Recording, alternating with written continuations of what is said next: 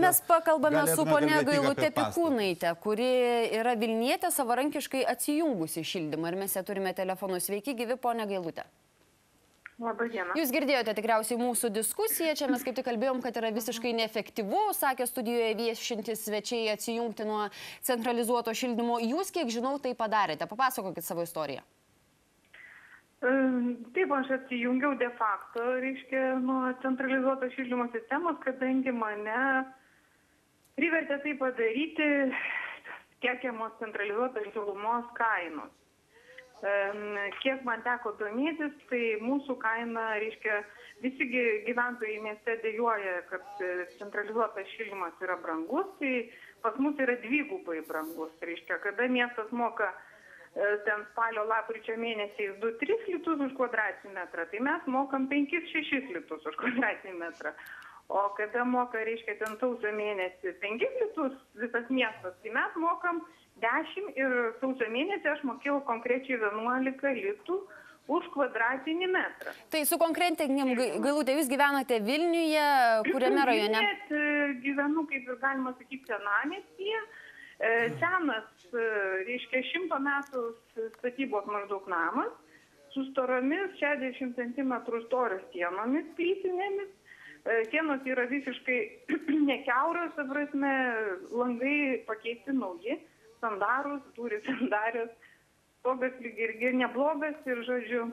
Bet jūs atsijungėte nelegaliai, jūs negavote leidimų iš Vilniaus? Taip, kol kas aš jo negavau, nes laukiau to naujojo šilumos tiekimo taisyklių pakeitimo, kuris galbūt, tikiuosi, bus šiek tiek švelnesnis, reiškia, reikalavimai švelnesnis. Dabar pas jūs namuose yra šilta, jūsų kaimynai nesiskundžia, kad jūs atsijungėte nuo centralizuoto šilumos sistemos? Ne, kaimynai nesiskundžia, nes su kaimynais realiai aš turiu tik tai 2 metrų sieną bendrą. O, reiškia, mano namas yra nestandartinis tuo, kad aš šildau visą perimetrą, kuris yra praktiškai lauko siena. Aš turiu su lauku tą perimetrą, su oru, ar kaip čia pavadinti. Reiškia, todėl aš tikrai iš niekieno to šilumos nevagiu, aš atvirkščiai, aš šildau, manau, butą, kuris yra virš manęs ir tai yra viskas. Ir kiek jūsų name yra gyventojų, kiek jūsų name yra butų? Mūsų name yra 4 butai, namas yra tikrai nestandartinis ir atvejis yra nestandartinis. Aišku. Ir kainos yra nestandartiškai aukštos. Ačiū Jums, kad skiriate laiko. Kaip Jūs vertinate ponios Gailutės istoriją? Šitoje vietoje aš dvejopai vertinčiau, taip. Kaip vartotojų teisių gynėjas, organizacija atstovaujantis, tokia organizacija atstovaujantis, sakyčiau, kad jinai pažeidžia kitų bendraturčių teises. Nes ji, vienas dalykas, atsijungia nelegaliai, tai lygiai taip pat galime mes nelegaliai važiuoti autobusu, nemokėti už bilietą ir kitus dalykus daryti nelegaliai, lyg tai niekam nepažeidžiam. Iš tikrųjų, tai yra didelis pažeidimas. Bet iš kitos pusės, senamiestyje yra tokios konfiguracijos namai, kur, sakysime, yra fligelis. Ką tai reiškia? Fligelis tai yra pastatas, bet prie pastato prisišliejęs yra dar vienas kažkoks tai pastatėlis, vieno aukšto, sakysime, kur gyvena Šopeno gatvė, tai priestatas, kur yra. Ir ten be jokio abejonių, nepažeidžia ir kitų teises, gali įsijungti normaliai kitą šildymą, pasirinkti ant stogo užsidėti, nes ten atskiras stogas yra, užsidėti bateriją, saulės ir naudoti kitą šilumą. Šioje vietoje taip, bet vienas yra bet. Niekada negalima daryti nelegaliai. Mes gyvename valstybėje, kuri deklaruoja, kad mes esame gyvenantis teisinė valstybė, esame teisingi žmonės. Todėl niekas nedraudžia panaudojus teisės aktus padaryti tai legaliai. Ir ponia turėjo pirmą atlikti tos darbus, o iš tikrųjų tai nebuvo kančia, galima buvo ir prie senesnių taisyklių, labai su sunkumais, sakysim, nelengvai, tačiau tai įvykdyti. Nelegalus yra nelegalus. Vienas žodis. Toliau aš nenorėčiau svarstyti, ar jai nauda buvo, ar nenauda. Jinai pasielgia nelegaliai. O tai kokios tada sankcijos dabar laukia jos?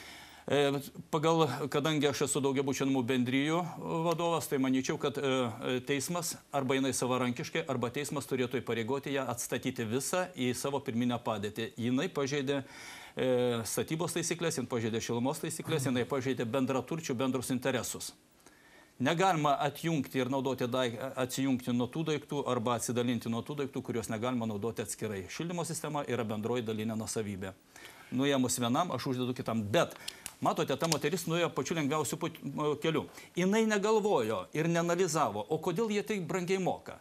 Nes tokiuose namuose, kaip senamiestyje, daugiausiai yra dar be gyvenamųjų patalpų. Pirmas, antras aukštas yra ir įmonės, įstaigos, kurios visiškai netaupo, eikvoja beržiai tą šilumą. Ir pagal bendraturčių bendrą nuostatą mes visi kartu apmokame už tą šilumą.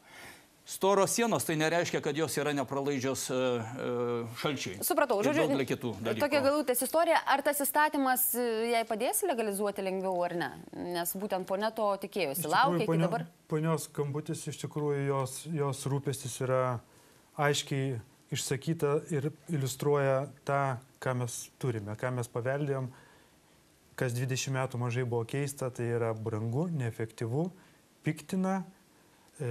Ir iš tikrųjų mes turim kalbėti apie esmę. Taisyklės, kurios šilumos tiekimo taisyklės, aš gal pavadinčiau, tai yra, kad aiškiau būtų žmonėm, tai yra, tarkim, autobusas. Jūs važiuojate autobusu, bet jums nepatinka nei autobuso greitis, nei komfortabilumas, nei kaina. Ir jūs nusprendėte išlipti. Jūs turite tokią teisę išlipti, bet kaip jūs važiuosite toliau iki taško A, kurį norite pasiekti, čia jau yra jūsų rūpestis. O mūsų rūpestis, politikų rūpestis yra padaryti taip, kad tas autobusas vežtų greitai, patogiai ir pigiai. Bet tai dabar tas yra padaryta? Aš vieną norėčiau pasakyti, jį išlipti turi sustojami, taip, o ne važiuojant autobusu. Tai yra vėl taisyklė. Taip.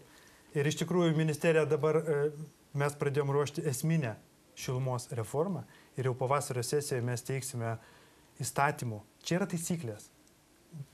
Vartotojų ir šilumos tiekėjų santykiai.